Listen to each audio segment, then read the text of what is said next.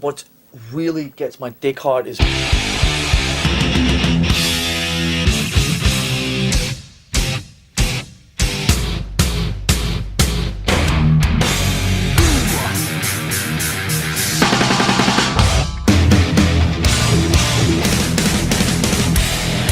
So fucking what? What's up, brothers? This is the Hulkster here, and you're listening to 24-inch pythons of a show. Metal Up Your Podcast.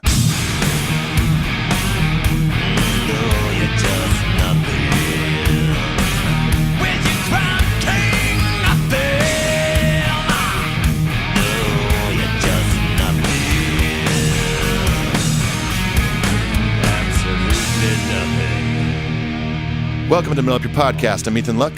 And I'm Clint Wells. And we're at episode number 88. We're getting close to 100, everybody. And now we're going to do a continuation of last week, Metallica Videos Part 2, and now we're entering the load-reload era. Yeah, it's exciting. This is way exciting for you because these are your boys in their prime time. It's like sometimes you do homework because you know that that's what's best for you and you want to make sure you do your job well. Right. And sometimes you look forward to going to school. Yeah. I get to watch all the load and reload videos today. No problem. Oh, darn. Ooh, this sucks. Crap. Crap. Mr. Hetfield gave me the worst homework assignment. I have to watch all these weird videos where he rubs mud and feces on his face. And there's like sparkle stuff under Kirk's eye. Oh, and he's got all these like deer horns. He's in a chair, and then there's other one. There's a kid. He puts his hand through a lady's back, and she gives him the key to himself. It's the worst homework ever, especially when he's a cowboy. We did get a pretty good response though to the video episode last week. It's fun to dive into these, and I submit to you here early in part 2 of what will probably be a 5 or 17,000 part series. 17,000. That this little batch here, these 7 videos are, to me, the pinnacle of Metallica videos. There's some rad ones in here for sure. We'll get all into that obviously later, but it's tough. Like, I mean, the Black Album ones, you know, in a way there was a bit of cheating involved because they took basically live footage and made 2 videos. They took studio footage and made a video. But these are all like on their own, from scratch videos and really cool treatments, I will say. Yeah, I'm looking forward to diving into it. Before we do that, if you don't know who we are, we're an all Metallica podcast. Every Monday, me and Ethan get together. Even if we're not together, we get together to talk about our favorite metal band, the mighty goddamn Metallica. Like today, I'm in a hotel room in Seattle, Washington. That's right. Ethan's hunkered down at HQ1. Correct. Here I am. Here I am. Here I am. Podcast like a motherfucker. Podcasting like a hurricane. That's what they call you. Hey, man. Ethan Hurricane, look. Well, here's the deal. Go leave us a review on iTunes if you are a fan of the show and you somehow want to say thank you but don't know what to do. You've thought and thought about it. You just don't know what gift is right for me and Ethan. What could I do? Here's what you can do. You can go to iTunes, clickety-clack, clack, clack, leave a positive review. Goes a long way, helps out a lot. You also don't have to do that. Now, if you really like the show, you can get them online and on board at the old Patreon level. And you're going to hear a little bit about that later. But we first of all just want to say thank you to our new patrons. Do you have the names in front of you? I do. Let me wake my phone up real quick. Open. Wake up, phone. Open. All right, we got 2 new patrons this week. One is Angel Leyva. I believe that's how it's pronounced, Leyva. And our new patron is Mr. John Henry Worm. Thank you guys very much for your patronage. Love it so much. We very, very much appreciate that. And you're going to hear more about Patreon later, but we did want to say a sincere thank you to those 2 folks. Correct. We're on all the socials, Instagram Live. I've been doing some very colorful Instagram Live since I've been out on the road this week on the West Coast. We're on Twitter, Facebook, Spotify, YouTube. We have a great website, metalupyourpodcast.com, where, amongst other things, you can listen to all the other podcasts that me and Ethan have been on. You can really learn a lot about us over there. Yeah, there's quite a bit on there. Speaking of podcasts, this is kind of interesting. I got hit up by a guy the other day on Instagram who does a podcast and wants to have me on it and talk about my new record and stuff. But here's the best part. He's also a magician. Oh, boy. And he's coming to Nashville to perform at this. There's this new like magic themed bar downtown called House of Cards. Wow. And he's performing there for like 5 nights, and he hit me up, and I guess he was a fan of my old bands and stuff. And so, of course, I said yes. Is he going to show you some magic tricks? I hope so. I hope he like teaches me some. I don't know. I don't know. We're going to be, I told him, we'll get in touch the closer it gets. But yeah, got to say that's the first time I've ever been hit up by a podcaster / magician. Yeah. So They're pretty cool. a burgeoning niche community in the podcasting world. Yeah, man. The magician turned podcasters. Exactly. But we'll see. We'll see how it goes. Well, that'll be fun. I'm sure everyone wants to hear about how you made your record and how you wrote it and all that stuff.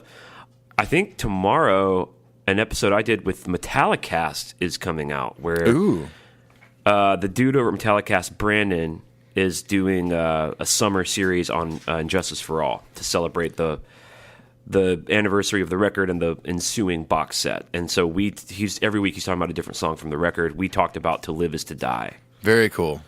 So that'll be cool. Awesome. And you think that comes out tomorrow? I think tomorrow, yeah. Okay. Well, as of you hearing this on a Monday. So his comes out every Monday too. Yeah. So anyway. That's awesome. All right, cool. We've got an email address, metalupyourpodcast@gmail.com. We like to dip in and read 5 of those emails on the show. We get way more than 5. We get more than we could read on the show. Right. We do personally respond to each one. But today, we try to pick the ones that seem relevant or have, we always prioritize patrons if we can. Today, everyone that wrote in, I just happened to choose the 5, and they all are J names. Jake, John, Jeffrey, Joe, and Jason. Amazing. The 5 J's. Well, email us at metalupyourpodcast@gmail.com. Maybe we'll read your thing. I don't know, but let's go check these out. Let's hit the email corner. Let's do it.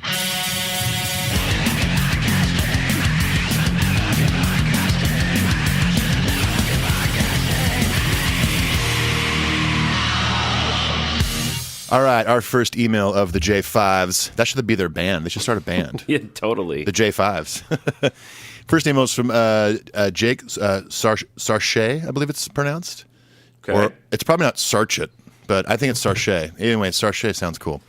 Hey guys, great job on the videos. Part 1, looking forward to parts 2, 3, 4, etc. I was wondering if you could share your insight into how you both became session musicians / hired guns. Keep up the amazing work, and if you're ever down in Oz, I'll fire up the old. Let me actually reread that last line in the correct accent. Keep up the amazing work, mates, and if you're ever down in Oz, I'll fire up the barbie and put some beers on ice. Actually, mate, you better put some VBs on ice. Jake from Perth, Australia, New Jersey.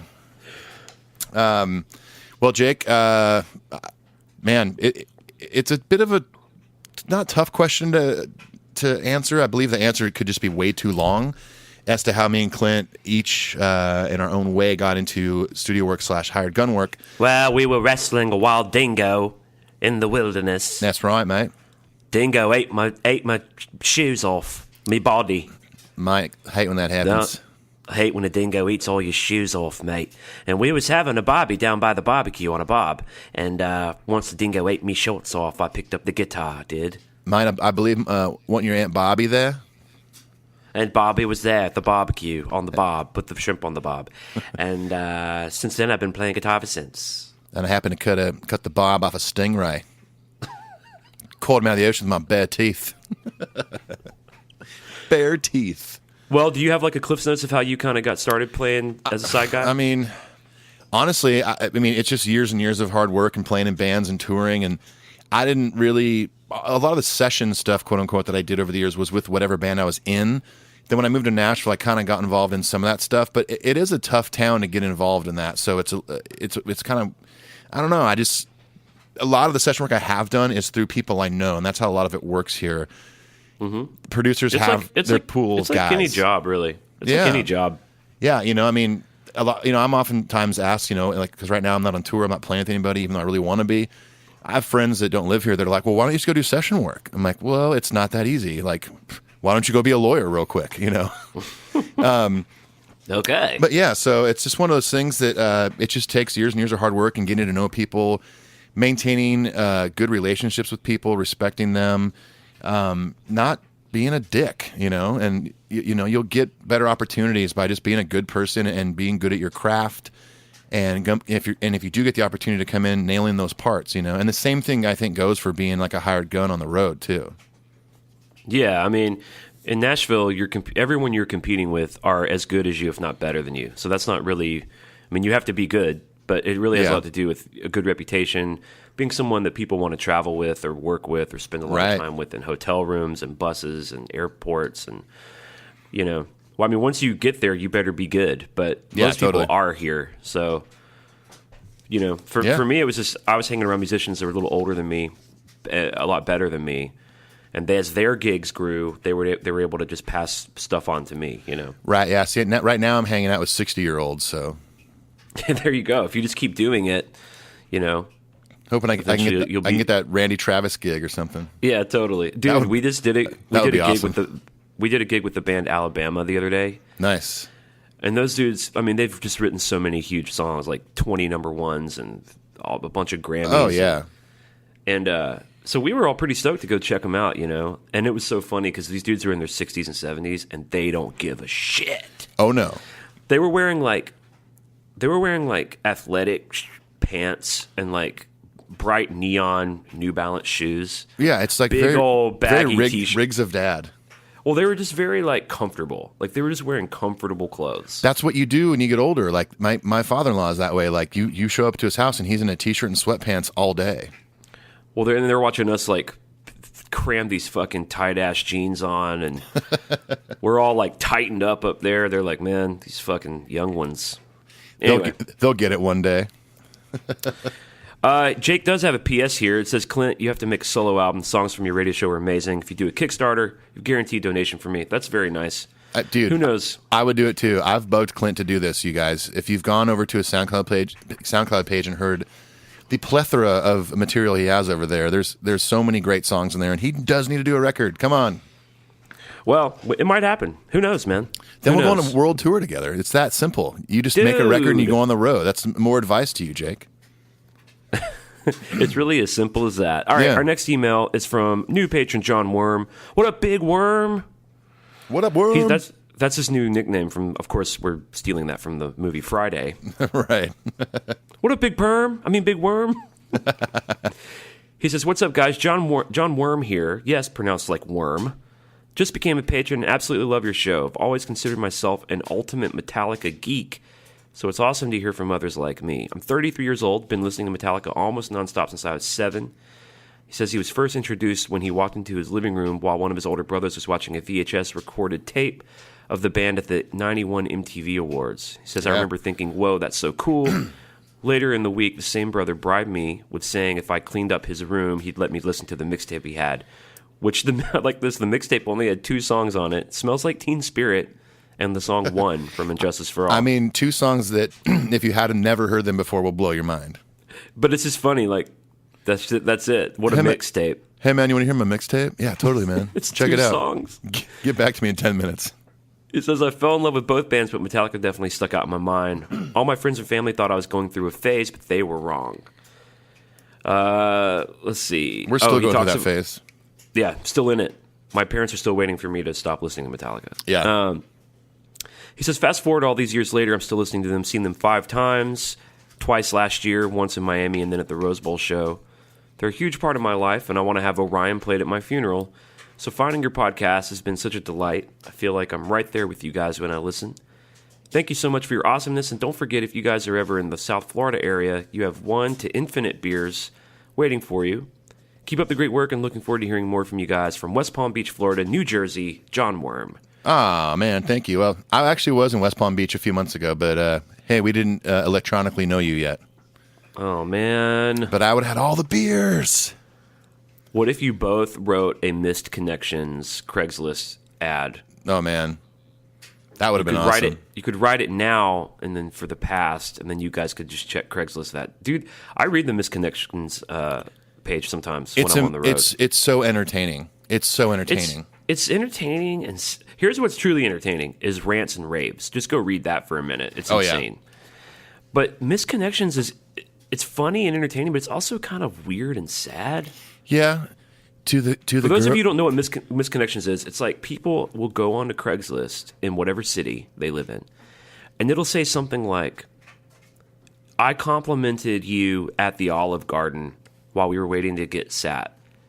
and I just feel like we had a connection. And I'm hoping you read this. If you're Right. if you're the person I'm talking about, write back to me and tell me what what color hat I was wearing. Right. And sometimes they'll be like almost like a bit poetic. It's like as my teeth sank into the, Yeah, they're romantic. Yeah, to the garlic twist.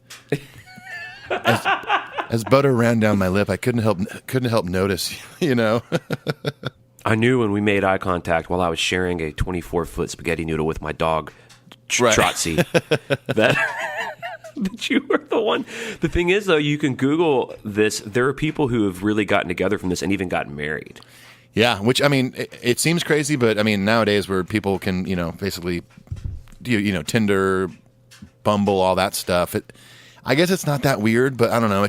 I would feel weird posting something like on Misconnections, like the way you poured my latte was just so sexy, and I just would love to meet up sometime. So, that's just weird. I get sad reading them because I hate to sound like a cynical asshole, but I just always feel like no one's reading this but people like me. Like your big, great soulmate connection that you miss, it's over, dude. Or just go back to Olive Garden and say hello. Like, no, I'm going to go home, get on Craigslist, type something out that's real beautiful. Look, here's She's what gonna I'm read looking at. Here's what I'm looking at. This is for near Nashville. Okay. Gray Ford Excursion is the subject. It says, to the blonde-haired girl in the Gray Ford Excursion going down James Campbell and turned into Kroger, I saw you looking over and I found you very attractive. Let me know what I was driving and what color shirt you had on. I'm sure this is a long shot, but thought I'd give it a try. A long shot doesn't even begin to fucking cover that, dude. Yeah. How about this, dude? Why don't you just follow her in the Kroger parking lot and say hello? Hey, and then if you go, hey, I noticed you were looking at me through your your side window and stuff, and she'll be like, no, creep, I wasn't. I was just trying to turn right. And then you're like, okay, see ya, and then you can take off. Then you don't have to bother with Craigslist.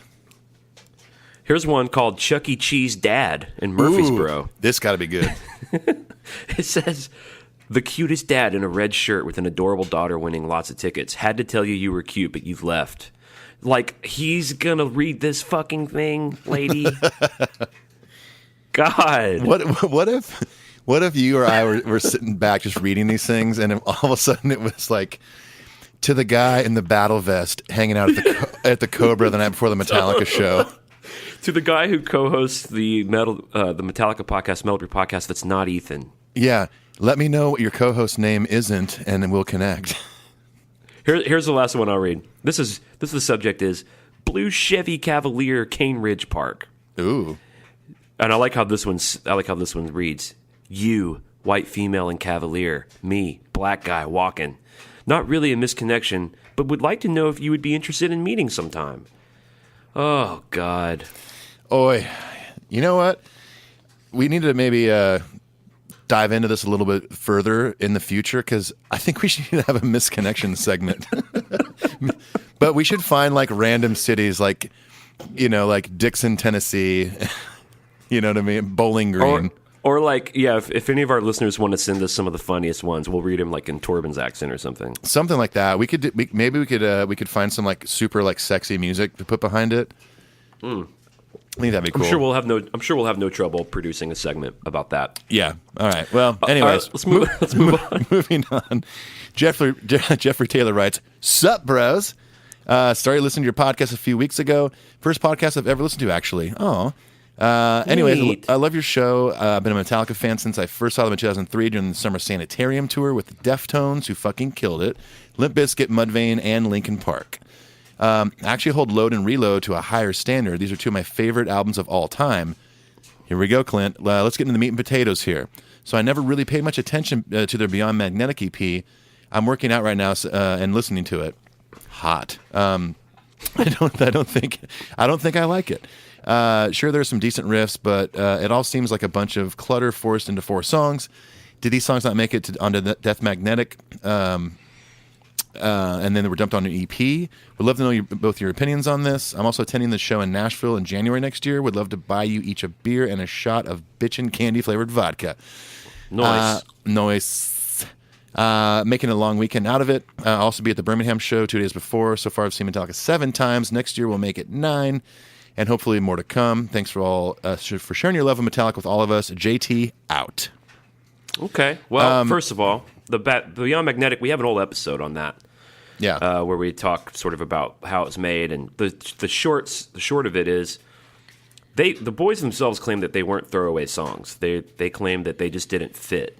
So Right.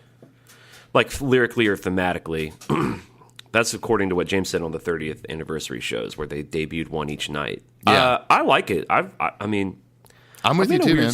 I'm in a weird spot where I kind of just like almost everything they do. Now, Right. You've heard us talk about Saint Anger and, of course, Lulu. But we've even kind of come around to a lot of Saint Anger. And, like, my least favorite, I don't even really consider Saint Anger real Metallica. I've compartmentalized it away for myself, for my own spiritual healing. Sure. But even my least favorite Metallica songs, which would be, like, Metal Militia and Struggle Within, I still love those songs. Right. So, I like Beyond Magnetic. I like Hell and Back a lot. But I like all the songs on there. Just a bullet away is great. I mean, I don't know, or maybe you know what, Jeffrey, if you haven't listened to that episode, maybe give it a spin on the old iTunes or wherever you listen to your podcast. Maybe you'll come around. Who knows? Yeah, who knows? Who does this? Who knows? I don't know. Take the episode for a spin, honey. Who knows? Maybe you love it. Maybe Maybe like you it. hate it. Also, JT, I would like to say, which you may have heard us talk about already, but you said you listened to us for a few weeks now. You may not be caught up. So just so you know, we'll be planning a night before party in Nashville before the show. So we'd love to see you there. Yep. Before the Nashville show, the night before, we are having a partay, a big Metallica night. Partay. And several people I've been told in our various communique on the internets have told us they are traveling just to come to that. They're coming to the Metallica show, of course, but they're coming in early to go to the party. Awesome. Bring it on. So, all right, cool. Our next email is from Joe Billion, who says, "Hey, guys, just found your podcast last week, and I'm hooked. Whoa. I wrote a review on iTunes to solidify my love and support. Your insight as musicians and humor really sets your show apart. Really enjoy how and love how deep you guys go. I'm a drummer and singer, so things like explaining the different symbols on the Load episode and talking about how Lars replaced his ride symbol with a China are so great to me. The nerdier, the better. Well, if you haven't heard yet, you'll probably dig our first two excursions into the old gear episodes. Yes. Quite some nerdy. guy wrote on Reddit about our last episode on the videos. He wrote, over 2 hours to talk about 6 Metallica videos. I know. I'm like, okay, dude. Well, you know what? Move on. some people like Joe here say the nerdier the better, the longer the better. Okay. Right. He says, as Ethan pointed out, now this is largely for you. He brings up a lot of good points. That's why I wanted to read this email. He says, as Ethan's pointed out on 2 episodes I've heard, Metallica really influenced the rest of their peers to make Black Album-like records in the early 90s. It'd be fun for hardcore metal fans to hear you guys talk about and rank the best of those. As Ethan said, Megadeth did Countdown to Extinction, which is excellent. In my view, the Anthrax record that was Black Album-like is Sound of White Noise, not Persistence. Interesting. He says, for one thing, Persistence came out in 90 before the Black Album and is proggy and long-winded like Justice. Sound of White Noise came out in 93, and it's their first record with John Bush, who, as you've mentioned, was courted by Metallica in their early years. He says, Newsted's old band Flotsam and Jetsam was on MCA and put these bands during this era on K-Nack and fell in love with them. He says, it's a stretch to say Slayer or Testament put out Black Album-esque albums, though there might be a case for Testament and maybe some other ones I haven't heard. Pitting the Black Album against the other Black Album-esque albums is a fun exercise, though. It seems that by definition the Black Album should win. He says, I actually give the slight edge to Anthrax's Sound of White Noise over the Black Album. For the 1 and 2 spots, Countdown is a very close third. If you guys haven't, I'd urge you to check out Sound of White Noise. This is John Bush at his best, and you can really see what Metallica and Anthrax saw in him as a great singer for the genre. His voice shares qualities that Hetfield's voice has, a manly, deep tone, heaviness, warmth, and depth, very sultry. To me, he actually gave Anthrax a slight grunge feel because his voice also shares similar qualities to that of Eddie Vedder, Chris Cornell, Lane Staley, and Kurt Cobain, whom I all love. Agreed. He says, and this is towards the end here, he says, where the Black Album wins in precision and overall sound production, he says, I give Sound of White Noise as a whole a slight edge in songwriting. Sounds crazy, but there is a consistency, heaviness, and darkness from start to finish. As Clint would say, pound for pound, I give the slight edge to sound. In either case, Metallica should be applauded for always inadvertently pushing their peers to make better and better records because of the standards they set for themselves. Joe. That was an insightful email. Yeah, very insightful. And I mean, Joe, I do agree with you. Sound of White Noise is definitely Black Album-esque. I kind of think Persistence of Time and Sound of White Noise are, because Persistence of Time was kind of Anthrax's also departure from like the thrash world. Yeah, there were some super long songs and Justice-ish, in that vein. But it was, coming off of like State of Euphoria, Among the Living, all that stuff. It was a bit of a departure for them, I felt, as with Sound of White Noise, because you got a brand new lead singer. Which, Clint, if you haven't listened to Sound of White Noise, that's a great Anthrax record. I haven't, man. Ethan and I have mentioned before that we're going to do a series on the show called Clint and Ethan Explore the Big Four, and I feel like that'll be a good opportunity to dive into those records. I mean, I'm not against it. I've just never really made a lot of time for it. I've never really heard anything from them that made me want to go check more of it out. Right, yeah. Whether it was a music video or a friend of mine playing it or something. Sure, yeah. So I think it's time for me to take a more serious look at some of that. Now, what do you think about him saying that which record is he saying is better than the Black Album? Sound of White Noise. I was saying. Yeah, what do you think about that? He had what did it say? Slight edge. A slight edge songwriting. Songwriting. I respectfully disagree. As much as I love Sound of White Noise, and I think there's some great songs, like the song "Only," which is like I think that was probably the biggest single off that record. An amazing song. John Bush kills it on that song. As a songwriter, I just think that the Black Album is better songwriting wise. In a lot of different ways too. Songwriting, production. They both have great production, great songwriting, but I think the Black Album, it just has to take the cake in those two categories. What do you think about Sound of White Noise being ahead of Countdown to Extinction? Do you agree with that? That's a tough one. I might have to get back to you on that one. I might have to sit down and listen to both records in a row and then make up my mind. I have spent way more time with Countdown to Extinction, so my gut would say just to put that above it. But don't quote me just yet. I'll get back to you. Well, I appreciate the email, Joe, and I appreciate the thoughtful question and all the wonderful analysis. So much wonderful analysis. All right, we got one more email. Last and final email. I got to clear my throat. Jesus, one second. What's my problem? Did you clear your goddamn throat, Ethan? I cleared it. It's gone. It's cleared. Clear the demons out, Ethan. Oh, they're gone. Be gone. Last email's from Jason Barker. He says, so when I went to start my vehicle and plug in my phone, it naturally starts playing music. And it plays in alphabetical order, which means every time I plug in my phone, I would get AVH by Ozzy Osbourne. For the longest time, that's the first thing, page turn, I would hear when I started my truck. So bloody annoying, and it's really not that great of a song. And I naturally started hating it. So when I listened, when I went to listen to some different Megadeth one day, download a few albums, and you know what I mean. I'm an album guy. My phone is full of albums, not random songs. So what do you know? It now I hear every damn time I start my truck, a Tout le Mondo, which is a Metallica song. Holy hell, that sucks. Mustaine singing French, because changing music around isn't quite at the top of my priority list. It just sits there playing every time I plug it in. I wouldn't stand for that. I long for the days of AVH. I hate Mustaine even more now. Love you guys. Jay out. That song is not great. I believe that's off of Risk, if I'm remembering right. Well, isn't that what he calls his beer or something too? That's the name of their beer, yeah. Which I haven't tried it yet, because guess what? A 4-pack is like $13. He can't get anything right, dude. He can't land shit. He can't even make his goddamn fucking beer affordable, dude. Well, I mean, I've seen it at my local liquor store all the time, and I'm like, man, one of these days I'm just gonna get a 4-pack of that. And every time I grab it, I'm like, $13 for 4 beers. I know it's like a really well brewed beer and all that good stuff, but yeah, right. It's just tough. I'd rather buy a 4-pack or a 6-pack of the Trooper for the same price. And the Trooper Iron Maiden beer is fantastic. I've had it. I've had it at the show. It's awesome.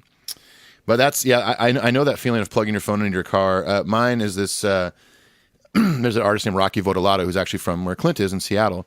And I can't remember what song it is. It starts with an A, of course. And that's always the first one that plays. Great song, but yeah, it is. It's an annoying feature on a lot of cars. You're telling me it's not Soul Glow? I wish it was. If the song was called "A Soul Glow," then maybe it would be. Oh wait, that Megadeth song's off of Euthanasia. Never mind. That was the follow-up to Countdown to Extinction. Okay. Still, not a great song. I wouldn't be standing for that. I wouldn't be tolerating that shit. Can't have that. Well, it's as simple as that, ladies and gentlemen. If you want to have your email read, you can send us one at metalupyourpodcastshow@gmail.com. Let's get the fuck out of the email corner. I'm down.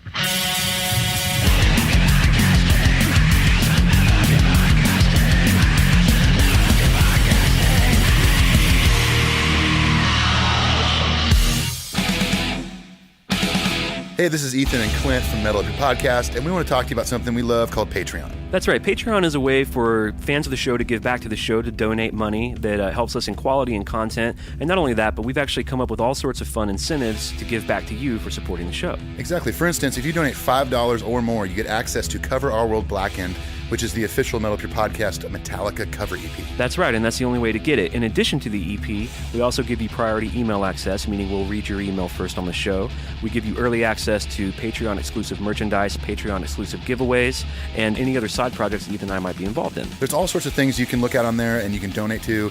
Go check it out. Patreon.com/metalupyourpodcast. How do you spell that, Clint? patreon.com/metalupyourpodcast. And if you really think about it, $5 a month for an entire year, that's really just like a cup of coffee a month. So go check it out. Thanks, everyone. Peace. Adios.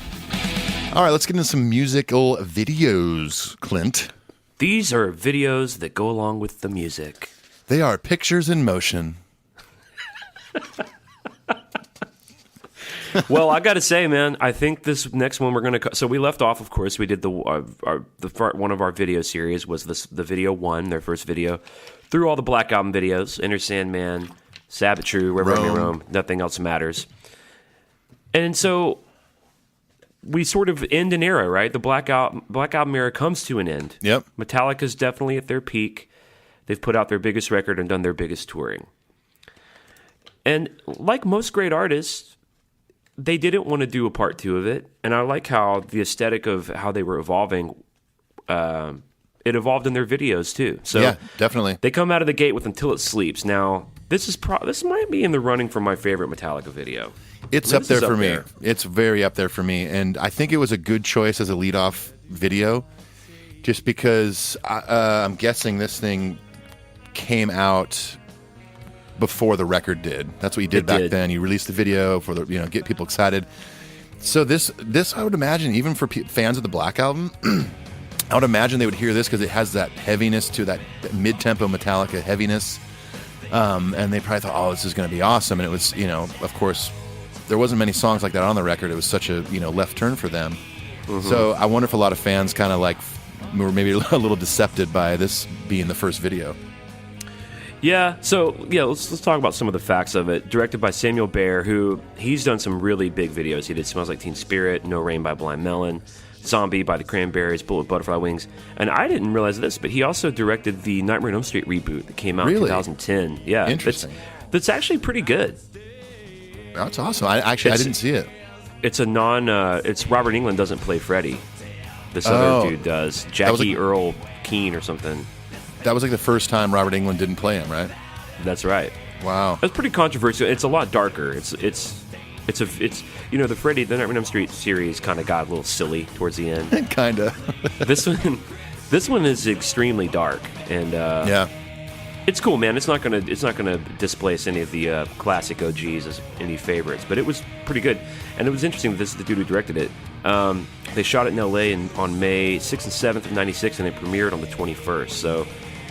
Cool. A lot of the turnaround times I notice on these videos are pretty quick, dude. Like within a week or two, they're on MTV. It's just weird to think that process was so fast. I know. Well, especially back then when you're basically shooting it on film, so someone has to go in and edit it. Like it's not like you're just shooting on a HD red camera or something. Right. And it's the lead single from Load. Let's kind of go through maybe some of the concepts of it, because I do want to talk about what you actually already mentioned was image and this being a big change, fans' perceptions. Like I was watching it today and I was like kind of giving some of the old truths a break a little bit in my mind, because there's some weird shit in this video. It really is.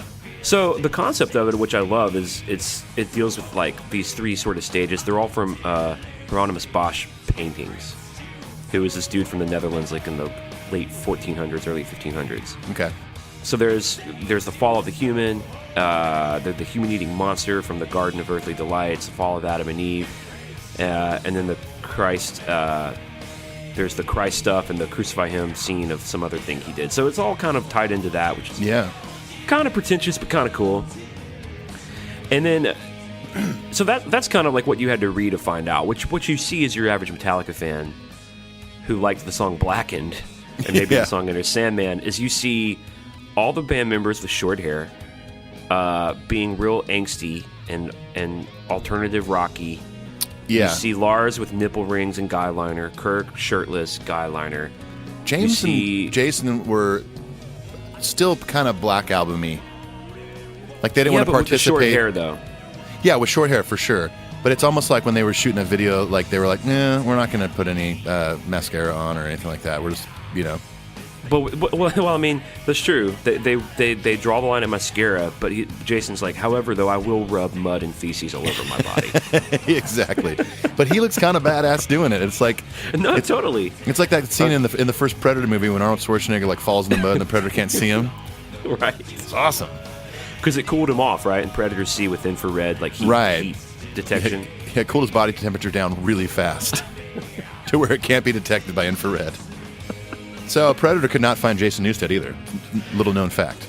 Right, which is a big deal. I mean, it's really hard to play kick-ass heavy metal music when a predator is eating your fucking face and dick off. Exactly. So,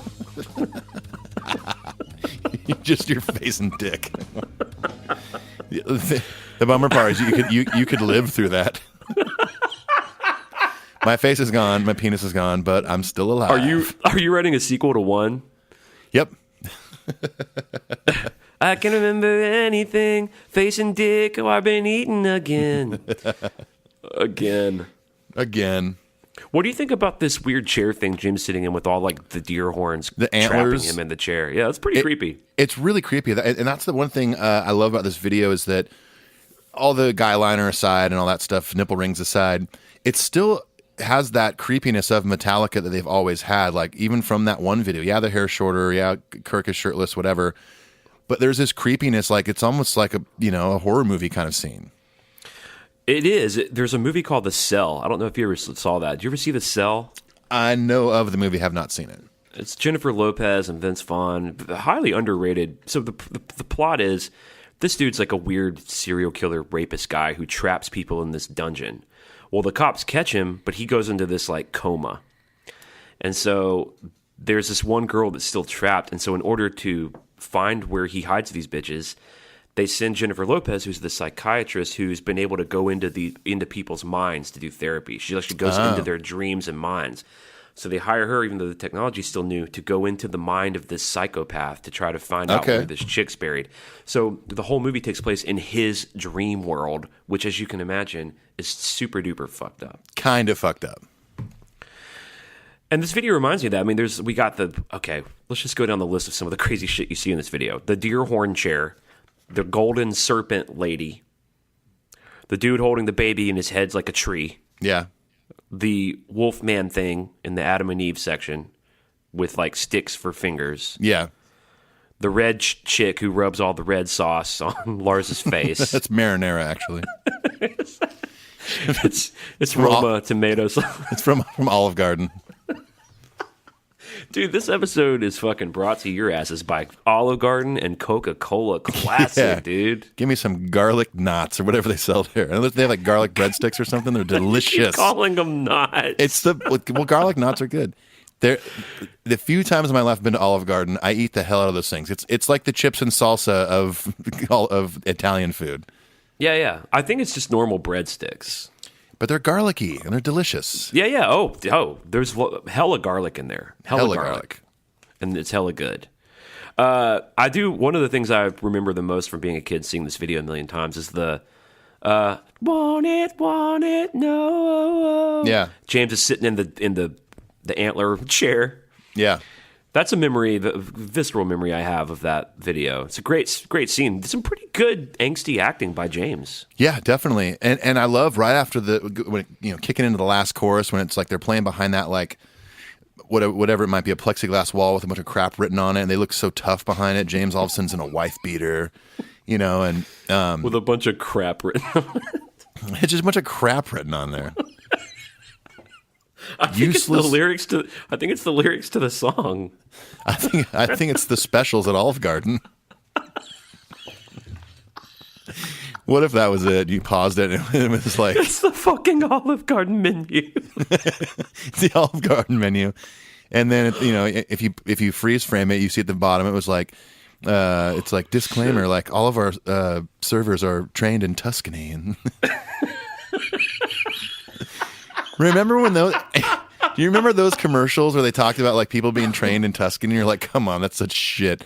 And It's Olive Garden, dude. No, but then there was an article that there was actually like people that do train in Tuscany for Olive Garden. Like it's true. Damn.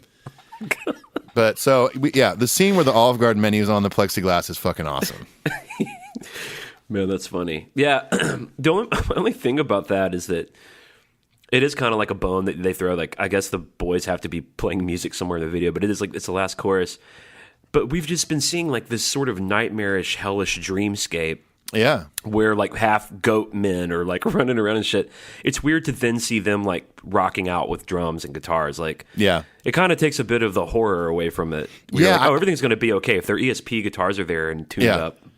Yeah, it's like their weapons, to thwart off these people. The Manitar or whatever. Yeah. The fucking half goat man. It is interesting though. Like I hadn't watched this video in quite some time, and when I rewatched it for this episode, I kind of forgot that. Oh yeah, they do pick up their instruments and start jamming. Yeah, they got to get the lead out, man. You have to sometimes, man. But I got to say, it's rewarding upon multiple. There's a lot to take in. I mean, Yes. that monster that's eating the dude, that's scary too. Yeah, very. There's a lot of stuff in this video it's very nightmarish. I mean, if I was like 10 years old and saw this on, MTV, I think I'd be like at midnight or something. I think I'd be a little freaked out. It's weird because it's like we talked about with the one video. They make scary videos, but I don't think of them as like a scary band. I just don't see it that way. Right. I mean, I think it's, partially, I mean, with their background in thrash metal, it is scary music to some people, and I don't know, maybe they just wanted that persona to be out there. It's almost like these are their characters, and then in interviews they're like funny and informative and whatever. But I don't know. I do think that probably especially a guy like Lars really likes to take music videos as another art form outside of their music, and then blend it together. And I'd imagine he's pretty involved in like imagery on a lot of these things when things are pitched, and he's a big art guy, whatever. So to him, it's another form of art in the Metallica world. I couldn't find as much info as I would like about that, but my guess also would be that Lars had a lot to do with the idea of Hieronymus Bosch, and he probably knows a lot about all that artwork and all that. Yes. So maybe, So let's pivot on to Hero of the Day, which is the second single from Load. I read this today. That was the first song recorded for the entire Load sessions. Was Hero of the Day. Wow. Isn't that interesting? Very interesting. I Now, mean, maybe this. I guess Go they ahead. are. I mean, I guess they had most of these songs written already. Mm-hmm. So it wasn't like James and Lars showed up like, all right, guys, you haven't heard anything yet. Here's what we're starting with. Yeah, I'd imagine all the boys, they all hacked it out together, and even if James wasn't over the lyrics yet, this that kind of stuff. But yeah, so maybe they were just like, hey, let's just ease into this recording process and not like just burn the barn down right away. It makes me wonder too, though, if Hero of the Day was probably the song they were most excited about, because it really is quite different. It's quite a different sounding song for them, and maybe this is why they aren't one dimensional. They aren't just scary, because Hero of the Day video, which we're going to get into now, there's a lot of humor in it and a lot of like, even though it's kind of dark subject matter, but there's a lot of pop elements to it that make it seem like like they're bigger than just a dark, scary band. Right. Yeah, the imagery, we'll get into it in a bit, maybe some facts, but the imagery is like polar opposite. It's like super goofy Metallica, and then like this dark scenario in this little apartment for this dude. Right, and this is directed by the Anton Corbijn guy, the dude who did the Piss and Blood Part 7, or, the cover for Load. Right. Oh, no, wait, Semen and Blood. Semen and Blood, not Piss and Blood, yeah. He did Piss Christ. Sorry, I'm confusing his notable works. So this video premiered on August 21st, 96. And like you said, like the narrative is kind of this kid who's watching TV, and he's in this kind of shitty apartment or house. And then on the TV, the various channels are all kind of different little scenarios with the boys playing different characters. It's which pretty I fun. It's a fun. fun video. I think one of my favorites on there is when Jason's the game show host. Yeah, for the show entitled Hero of the Day. Yeah. But you can't really hear what they're saying or anything. It's interesting. It's like someone flipping the channels. I would love to hear like the B-roll of that, like with them like just goofing around. Yeah, like, what they were really saying. Totally. Yeah, I thought about that too during the Anchorman Hammett sections where he's got that little fro, and Yes. he's just talking. I would love to man. hear what he's saying. He's like, and now James is in a box to over my upper right shoulder, and he's singing the chorus right now. And Yeah, I I just wonder if wanna it was shit like that. I'm just saying things now because you need B footage for a different scene where you won't hear me. And right, exactly. my leg hurts, and I want to name a dog Fluffy. And I love the vibe though. Black and white, very bleak. Reminds me of the End of the World as We Know It video. Oh yeah, it's a good video by REM. Doesn't it kind of seem like that dude that's in that fucked up house? And Just keeps like tearing it up as the video goes on, and yeah, man, I do dig this video. It's like I said before, it's like you guys goofy stuff happening on the TV with all the Metallica dudes, and then this guy doesn't seem super depressing at first, just because it's like, oh, he's just kind of a shitty apartment, and he's watching TV, just chilling. I think kind of as it goes on, it gets a little darker and darker with like pills and stuff. And, well, like his girlfriend comes over, like this guy's getting laid. Yeah, right. right. And- And why not clean up your fucking apartment before the lady comes over, dude? He seems like a loser. I guess he is a loser. It's like right when she walked in, I was like, couldn't have just like shoved all that shit under the bed or something, man? I've known dudes like that always they were never lonely, and it was always like, it's so odd that women will just be in this gross situation with you. Yeah. But she comes over, and it seems like they maybe try to have sex, but he can't perform. Yeah. And then she's kind of bummed, and then he overdoses on pills, and then he passes out, and then all these weird robots crawl out of his head. It starts to get real weird. That's where it gets weird. It's like almost this like, it's like if Tim Burton created little robot characters and they crawl out of his ear and they kind of just cruise and leave his head and go into the apartment. Yeah, it's super weird. But then he like wakes up and starts puking. So I guess he didn't OD so was totally. So was it a dream? A dream, yeah. Yeah. The robots look shitty. It's like early. You can like tell it's the 90s. 90s CGI. Yeah. But I do kind of appreciate the concept, and I love all the like sort of meta load stuff that's on the TV, like And on the walls too. well, like James, he's got a load poster. Oh, I do like in his apartment, like when the phone rings, that light lights up. It says, "Oh, phone. the sign." Yeah, one says phone, one says so bell. weird. One says bell for the door. So weird. Yeah. But in one of the commercials, it's like this very European looking. It's like James and Lars wearing suits, and they're selling load water. Yeah. The game show is called Hero of the Day. There's another that Western movie that's on where they're like James smoking a cigar. That's a movie called Load. Oh, that's right. Yeah. Seems like that would have been a better thing to call Hero of the Day as a Western. Sounds like an old John Wayne movie or something. So is the idea of the video, not that they all have to have ideas, but this Anton guy's an artist that was highly respected by Lars and a kind of concept guy, what with Piss Christ and all.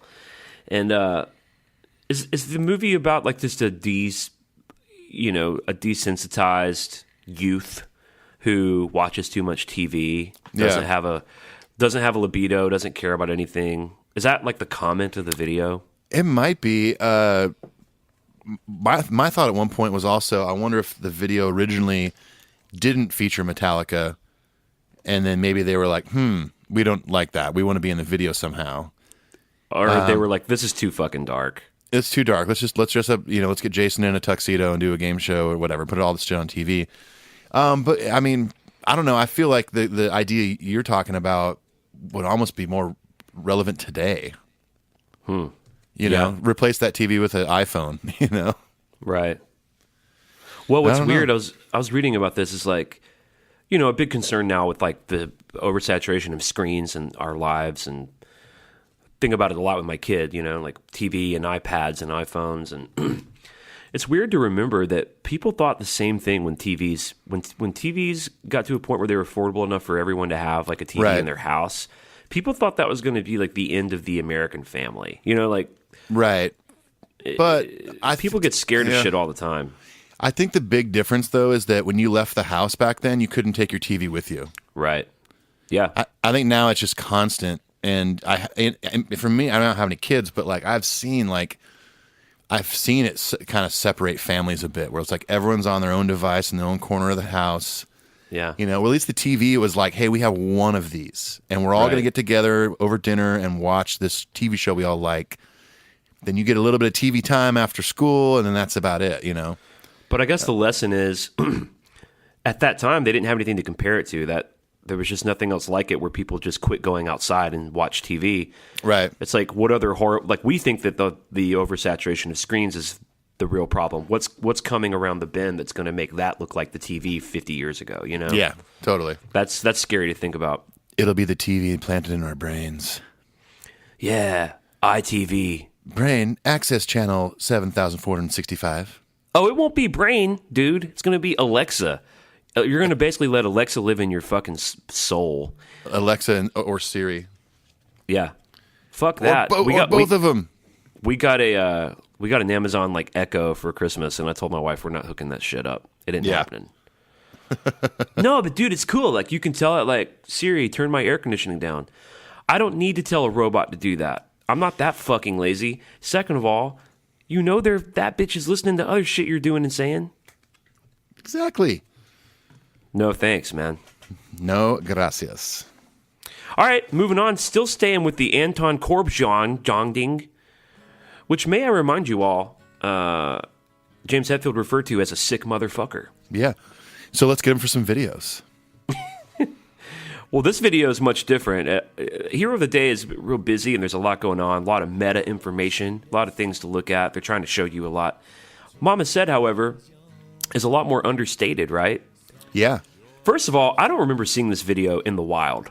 Do you remember seeing it on TV? No, I don't remember seeing that. But also, that was an era of Metallica where, like, I wasn't fully checked out by any means, but I definitely pulled the reins back a little bit during Load and Reload just because of my taste at the time. So maybe I wasn't paying attention. I was fully immersed in like punk rock at that point. Well, yeah, that makes sense. But for me, this was like peak for me. So it's odd that I don't remember seeing it either. You know what? It might have not gotten a lot of love on MTV because it was so different. This is speaking of different from the Black Album. I mean, Mama Said it's like a country song. I believe it is a country song, straight up. Yeah. And it is odd that it was chosen for a single. Now, I like Mama Said, and as a little treat for you all, after this episode, you're going to hear my rough mix of my version of Mama Said from the upcoming Cover Our World Black and Volume 2, which you will only be able to get via Patreon, by the way. So I love the song, but it is an odd choice for a single. Yeah, it is very odd. I dig the video though, man. I think it's really cool. I love that it's, there's that point where, because it's all Hetfield in the video, and there's that point where the other three dudes kind of walk by and look in the car, and that's the part I almost wish wasn't there. It is an interesting. Well, first of all, it's an acknowledgement of the band. You got to get those dudes in there because someone's favorite member isn't Jay. Someone's favorite member is Lars or Kurt. Sure, yeah. But it is almost, they're looking at him like, who is this guy? There's a lot of interesting, subtle shit in there of like... Right. He's in this big city. He's looking around like he's lost. It's right? L.A. Which I thought was even more meaningful too, because it's like him leaving L.A. like the band did back in the day. Right. But he's getting in his car, and this kind of outlaw James, like on the road in the desert. And he kind of looks real searchingly throughout the whole thing. He's singing and playing in the car. Yeah. And I made a note that for those of you astute U2 fans out there, he looks a lot like the Edge from the pop era of U2, which was around this time. He kind of has the shiny Western shirt. He has a shiny Western shirt, a cowboy hat, which the Edge was wearing a lot of, and like that Fu Manchu mustache thing, which the Edge also had. Like the only thing really recognizable from the Black Album that I can see with James is he's still wearing that tight like goat skull necklace. He's got that in a couple of these videos. Yeah, and that's kind of the connection, Yeah.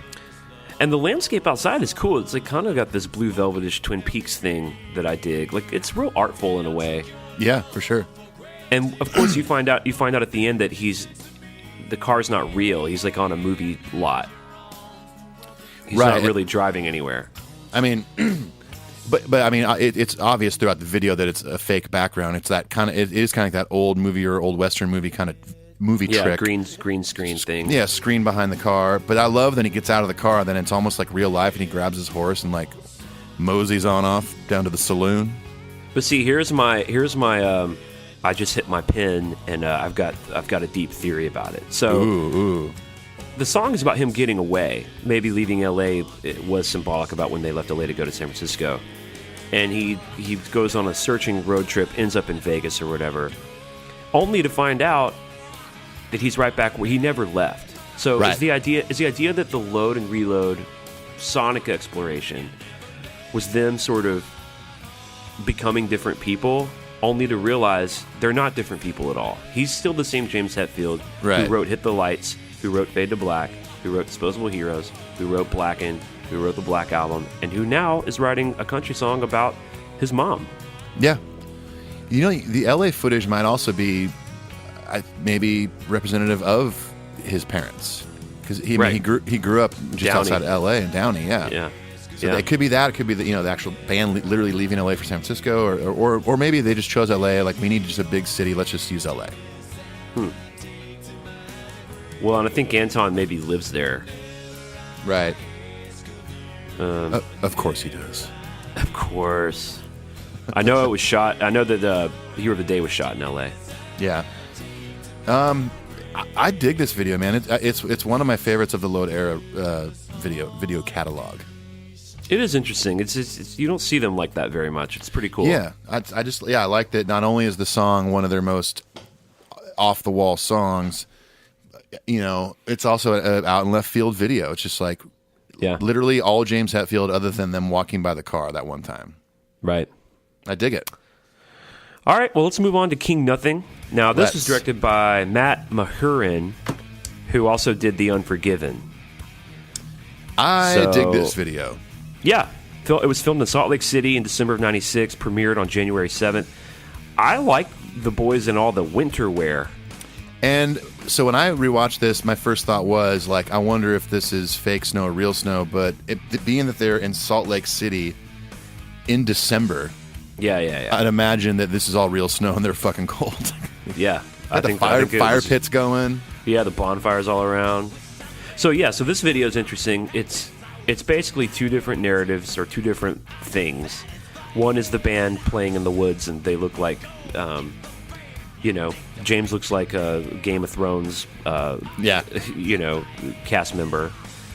And the other one is this guy who I guess is a King Nothing, who keeps picking up a crown out in the woods, and then he's like, oh, fuck this crown. I want a different crown. Yeah, man, that guy goes through a lot of crowns. It's like, dude, be grateful for your fucking crown, man. It's like, that's a crown, and it's like a tall crown too. That's a lot First of all, of gold in there. yeah. It's like, first of all, I need you to appreciate something about yourself. Yes, you're a king, but guess what you're the king of? Nothing. And be grateful, because you know what? You got to go find him, but Metallica's over there somewhere playing in the woods, and you can go see a show all by yourself. What he does is he takes his crown that God gave him. He throws it down. Who does this? Who does this? Who does that? It's such a nice crown. If your mother gave it to you, would you do that? I know for a fact his mother spent every dime she had to get him that crown. She worked two jobs for it. She worked 2 jobs day and night and day. Her feet hurt. Who does this? Ungrateful sons do it. Kings of nothing do it. Yeah, and you know who else walked uphill in the snow? Metallica. Metallica did it. You can see it in the video. Yeah, they did it so they could play songs for you. And Laz had on a scarf. Oh, what a gorgeous scarf. What a gorgeous scarf. People say in the load and reload era, the boys got a little too fashion sensitive, a little too fashion forward. Who does this? I think they look beautiful. They look gorgeous. A feather boa? Please, honey. Honey, come on. Honey, wear the boa, own it, love it. Put the guy liner on. Maybe kiss your guitar player. Side note, I kind of feel like you are owning Aunt Joyce, way more than I am. So I'm gonna go ahead, and you've heard it here, folks. I'm giving Aunt Joyce to Clint. No, don't do that. Yeah. No. You own it. You're better at it than I am. This has all been a trial run to see who is King Joyce. No, dude.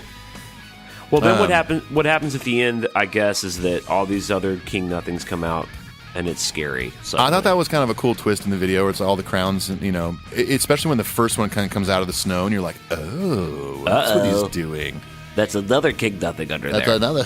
It's like when you throw water on the gremlin, and then and then you just wait a little bit, and they'll all come out. We don't die, we multiply. There's a great shot on the Careful What You Wish kind of bridge section. Great shot of James with like the bonfire behind him. He looks evil. Yes. He be looking evil, dude. Yeah. You can't go wrong with like Hetfield and fire. Like, aside from the obvious of him getting burned, that's not a good combo of Hetfield and fire. But as far as imagery goes, there's that you posted it on our Instagram a while back, or maybe it was on your Twitter account or something, where it's just this badass photo of them on the Hardwire tour, and there's just flames behind Hetfield. Oh yeah, and you wrote, just try and fuck with this. Yeah. It just, he's got that look, man, and you get some flames, and it works so well. My only criticism, and it's not even really criticism, I think the video is great. I mean, what is a video supposed to be? It's an advertisement for a song. Yes. And then sometimes they tell their own kind of unique story. That's great. I love all that. But at the bare minimum, it's an advertisement for the song. That's what this video accomplished. Yeah. No problem. My only thing is, knowing it's this Matt Mahurin guy who did The Unforgiven, Yeah. it doesn't feel deep enough for him. Like, it's really just shots of the king guy throwing a crown around, and then shots of them in the woods, and it's dark. Yeah. Whereas The Unforgiven was like this kind of this crazy short film. Super Yes, creepy. totally. And anyway, I'm not really blaming him. He worked with what he got, and that was probably the treatment they wanted. And Yeah. I mean, that was it's just still, my thought about it. I think aesthetically it still looks great. yeah, it does look great. I agree. All right, moving on to The Memory Remains. Now, I found this clip of, it's like one of those MTV News Kurt Loder, this just in, and it's them kind of reporting from the video shoot for The Memory Remains. So Right. let's take a listen to that real quick. Let's do it. Metallica's Load sold 7 million copies worldwide. Its subsequent tour made some $34 million. So for Reload, it's no surprise that Metallica would go back to the same eclectified metal that was such a hit last time out. What's different this time? Well, on this video set, there's a lot of drug use. Fortunately, that drug is Dramamine, because right now the 4 members of the band are trapped inside that 2-story spinning box.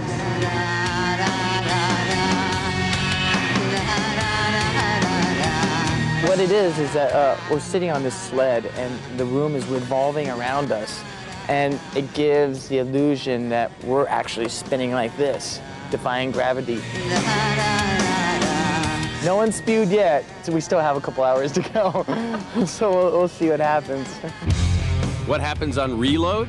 Band members say its 13 songs continue Metallica's foray into the leaner, more varied sonic attack that hasn't always met with unanimous approval. There's a little more opinionated responses on these last couple records, I think. It's not like, it's okay. It's, I hate it or I love it, Which is how I think it should kind of be. We're not meant to be background music, while you're driving. There's plenty of people interviewing me saying, well, you're not as angry as you used to be, blah, blah, blah. What are you going to do now now that you're happy, you can't write lyrics. There's crap like that, there's still ugliness down under.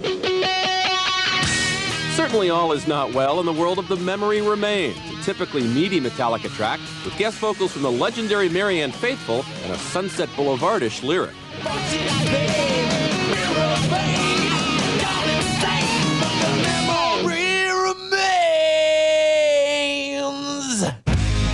While their record company would have preferred a title without Reload's more of the same spirit, band members aren't shy about linking the 2 CDs together, since Reload's tracks were largely recorded at the same time Load's were. People ask me, how does it tie? It is part 2 of Load. It's nothing more, nothing less. It's not the scraps. It's not all the B material. It is the other 13 songs. Load was supposed to be a double album, and it still is. The 2 records just came out a year apart. Awesome. I thought that was cool. So basically, the boys are on a platform that stays still, and they built this 2-story room around them, and the room is what's moving, which creates the illusion that they're moving. It's so cool. It's pretty cool, man. I remember being pretty blown away by that. Directed by Paul Anderson, who doesn't seem to be Paul Thomas Anderson, who did Boogie Nights and Magnolia and a bunch of other great movies. This is a different Paul Anderson. I am a star. Shot at the Van Nuys Airport. It cost Van $400,000 to make. I love you kind of said Van Nuys. Van Nuys Airport. Van Nuys. Van Nuys. Van How do you Nuys. say that? Van Nuys? It's like that- Van Eyes. Oh. Van Nuys. Van Nuys. Evan 400 California says Van Nuys. $400,000 to make. The platform they stood on itself was $100K. Jeez. Premiered on November 15th, 97. Pretty cool, man. I mean, this is back in the day when labels would throw down some money for a video. I mean, god damn it, that is crazy. $400,000 for this video. Whereas they really could have just done the footage of them in a studio. I mean, it's just weird that they were willing to spend that much. Yeah. I mean, That was a there's different era, man. a way different era. I mean, $400,000. I mean, I could buy a few of my houses with that. Like, and this is for like a 3.5 minute long video. I guess videos we were so far from it, but I remember in the 90s a video that was a big hit would fucking sell that record. I mean, it would dude, push sales. Back in the day, oh, it for sure would, because I mean, MTV was gigantic at this point. You had some of the reality show stuff coming to MTV, but they were still a powerhouse in the music world, especially for a band like Metallica, who at this point are obviously very video friendly. But yeah, a label doesn't care. They're like, $400,000 for this? Sure, let's do it. You're like one of the biggest bands around right now. And if you go online and look up, like, I haven't done it in a while, but look up like most expensive videos ever made. It's crazy. Like, I think Michael Jackson's up there. Yeah, like, the Scream video was like $1 million. Yeah, $1 million. God damn. Jeez. It's a cool video, and I like the way that James looks in this. His hair's a little longer, but it's still kind of load, reload, Fu Manchu look. Yeah. I think the band looks great in this era. I've said it before, but Yeah, I like their 90s kind of glam rock shit. totally. It's mostly, yeah, and like we said before, it's mostly glammy with Kirk and Lars, but they all look great though. I mean, Yeah. even when they first cut, I think Jason was the first one to cut his hair during Black Album era, and it was like, oh my god, he cut his hair. And Yeah. but they look great. And this video is I think it's one of the most unique Metallica videos. Yeah, it's very memorable. I mean, it's kind of gimmicky. Like, all the video is them in that fucking thing, really. There's a couple of really creepy shots of Marianne Faithfull playing like a street organ that's like you crank it. Right, yeah. Which I think is pretty cool. And there's like some kind of weird shots of her cranking that organ and she's on the platform. Yeah. And there's like money. They're raining money down on the whole thing, which, yeah, it ties into the song pretty well. Right, yeah.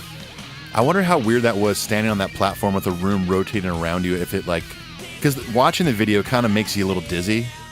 Well, it's like that dude. The dude says it in that clip that he's like, they're doing a lot of drugs here at the Metallica shoot. They're not the ones you think. It's a lot of Dramamine. Because they're like motion sickness, you know? Right, exactly. Yeah, that would just be weird. I mean, and it's such a cool idea. Like whoever, actually, the initial idea for the rotating room, just like, it's like something that if you saw in person, you're like, yeah, the room's rotating. But then the second you look back at the footage, it just looks like they're on this like giant swing or something. Well, dude, one of the first things I remember ever seeing a rotating room, I'm sure Wes Craven didn't invent it, but he may have popularized it, is there's a big rotating room scene in Nightmare on Elm Street. Which one? Where Tina dies. So, oh, no. It's when Johnny Depp, when all the blood comes out of his bed. Oh, is that in the first one? Right? Yeah. Is that when like... He gets sucked into his bed, yeah. and then it's just a still shot of his room. And what it looks like in the movie is the bed is like like a normal bed, and all this like blood and shit is shooting out like a volcano. Right, that's right, yeah. Onto the ceiling and stuff. But they filmed that in one of those rotating rooms. That's cool. I wish HQ1 rotated. Yeah. Although we'd probably get injured pretty quick, being that I've got a million guitars hanging on the wall. Yeah. Yeah. Have you seen that Jackass segment where they all get in like a moving truck with with rolling skates? Yeah, with roller skates on. Yeah, it's great. Whoever's driving is just taking corners real fast and stuff. Those dudes just completely destroyed their bodies. Yeah, most of them did. Yeah. There's a great, the actor Dax Shepard. He's on that show Parenthood and stuff. He's got a somewhat new podcast out that's really good, and he's got an episode with Johnny Knoxville that's definitely worth listening to because they talk about a bunch of those Jackass days and how he got started, and that one of his first like crazy things he did before he even became Jackass, he was just trying to like get work, was he shot himself with a bulletproof vest on. Just like, It's so stupid. it's so stupid, but yeah, listen to that episode of Dax Shepard's podcast. It's pretty good. Okay. Shall we move on to The Unforgiven 2? Let's do it. Again, directed by Matt Mahurin. Macarena. Now, of course, he directed The Unforgiven. Why not have the sweet little Matt back to do the next one, too? Come on, Mateo. I love this video. I do, too. I mean, it's a little more poppy than the original Unforgiven. It's not Sure. quite as dark, but... I mean, like story aside, I think just aesthetically it looks really cool. There's like a tilt shift lens thing happening when there's the band footage. It's got a good creepy element to it, like the original Unforgiven. We got an old dude. Well, it's the kid, and then his hand is stuck in a wall, which sucks. That's a bummer. Don't do that. And as he gets older, the wall's like cracking and crumbling until eventually his hand is still in the wall, but the wall's nothing more than a door. And the door is doing all this fucked up stuff. Yeah. The door, like, crows come out of it, and it turns into a book and swallows him. At one scene, it's a tornado. One scene, a bunch of arms are coming out of it, like the what's that Richard Matheson book that they did a Robin Williams movie where he goes into hell to get his wife back. What Dreams May Come. Did you ever see that? Oh God, you know what? I might have. I probably haven't because it seems like a movie I would remember. It's really good. It's really trippy. His wife kills herself, and in the narrative of the story, she goes to hell for it. And he goes into hell to save her. Crazy. And it's very, very trippy. This video has some of those elements. Yeah. With this weird door. Great band shots, too. I mean, I love James's look. Similar to The Memory Remains. His hair's kind of longer. I love him playing that telly. It's so weird to see him with a telly on, like in like a performance shot. But obviously, it's the B-Bender deal on this song. Mm-hmm. But yeah, even I don't know. You see it in studio footage, like Nothing Else Matters video or whatever. But it's so weird to see him in an actual band performance shot, like playing like a Bruce Springsteen looking telly. Yeah, it's cool. Looks good on him. Looks great on him. Yeah. At the end, the door that the kid's arm is in turns into a chick who then opens his hand to reveal a key. Right on the take the key and bury it in you. Yeah. And it's the key that was through her chest that unlocks his arm from her torso so that he can now walk away and live a normal life and go to high school and get acne and stuff. Yeah, and start listening to Metallica. Because, he spent his whole life with his arm he spent his whole life with his arm in a rock. Who does this? Awful. That's so awful. How's he supposed to get good grades when he can't even study because he's stuck in a rock this whole time? He can't even write his arithmetics and do his tests. No, he can't do his maths because you know why? It's not, his dog didn't eat his homework. He didn't fall down. He didn't fall down and hurt his eye. He's had his goddamn arm stuck in a rock, Ethan, his whole life. Who does this? You're so good at Joyce. It's yours. Joyce is yours. I'm not doing it anymore. I don't accept it. I don't accept that. Maybe I could develop like Joyce's husband or something. I can guarantee you that people like your Joyce more than my Joyce. They're two Joyces. There's no way. Yours is so much better. Okay. Anything else to say about the Unforgiven 2 video? It's dark. There's like these dark sepia tones, and the rocks are falling, I guess, breaking up the ground the boys are on. So by the end, they're standing on these like lone little mountainous hills. Right, yeah. How the fuck are they going to get off once they get done playing the song? What I want to know. Yeah, seriously. Do they just have to jump into hell after the song's over? Like, I guess we have to jump into lava now. They don't have a key either for any door, so... No, the kid took the key. Yeah. And overall, I think it's not like my... I wouldn't even put this in my top 5 videos, but I think aesthetically looks really cool. Of course, I love the song, so... If I turn on MTV and this is on today, which it totally would be, I'd watch it. Yeah, I would also watch this if it came on today on MTV. Yeah. How about that for a ringing endorsement? Ding, ding, All right, and the last video for Fuel. Ooh, yeah. Directed by Wayne Isham from, we all may remember, from Enter Sandman.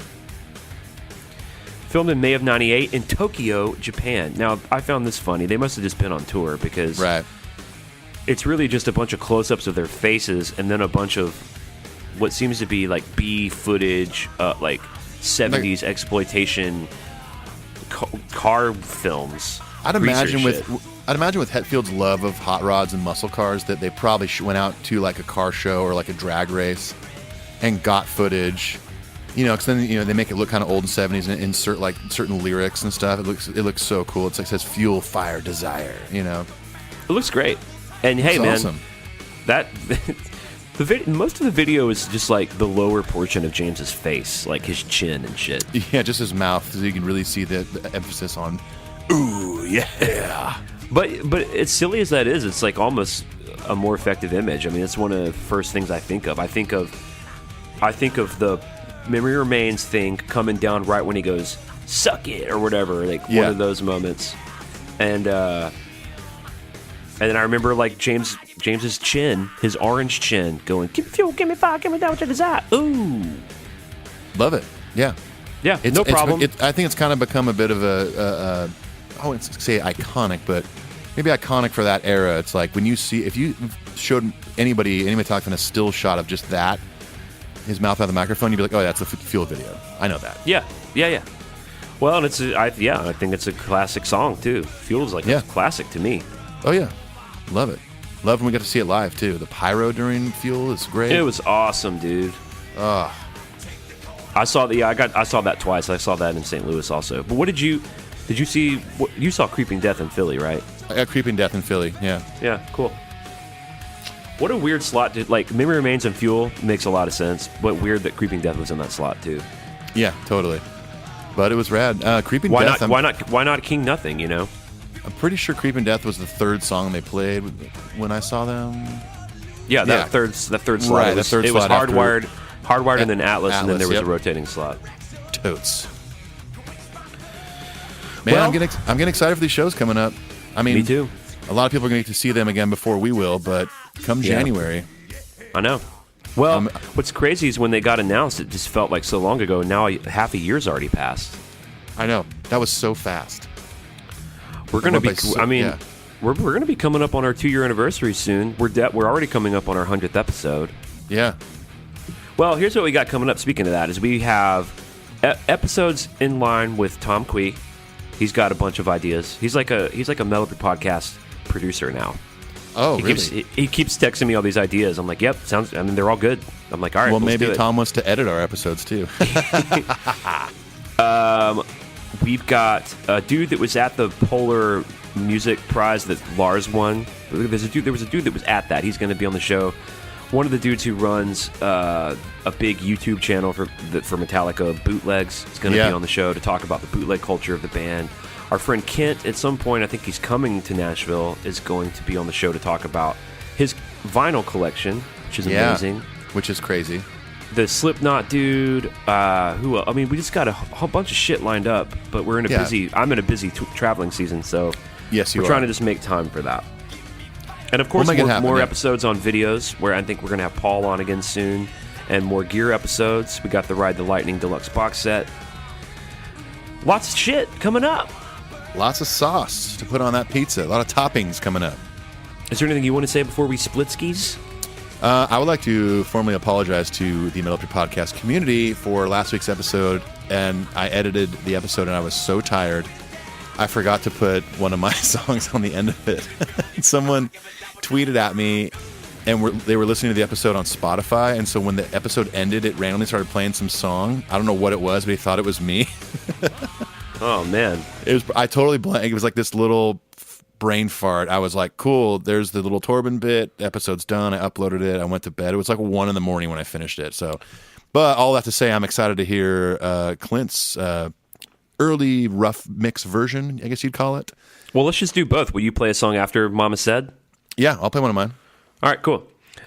Yeah. So here's the deal. Part of what you get as a Patreon, as a patriot.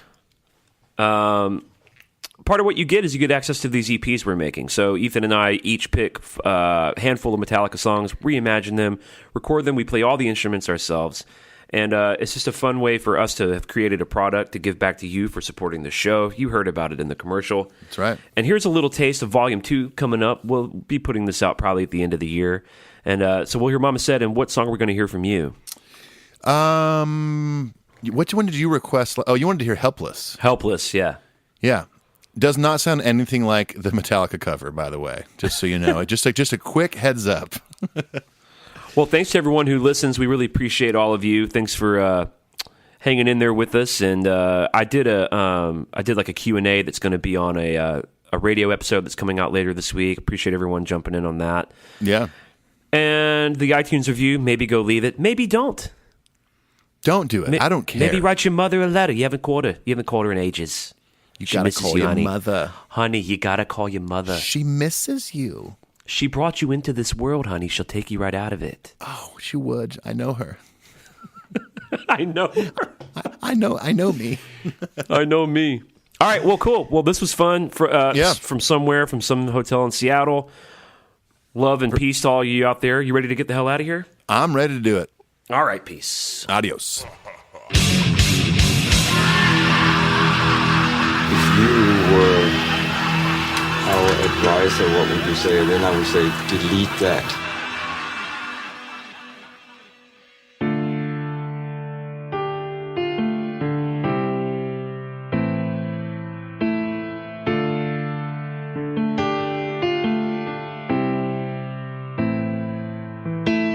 Mama, she has taught me well, told me when I was young, son, your life's an open book, don't close it for it's done, and the brightest flame burns quickest, that's what I heard her say. My son's heart's sold to mother, but I must find my way. Let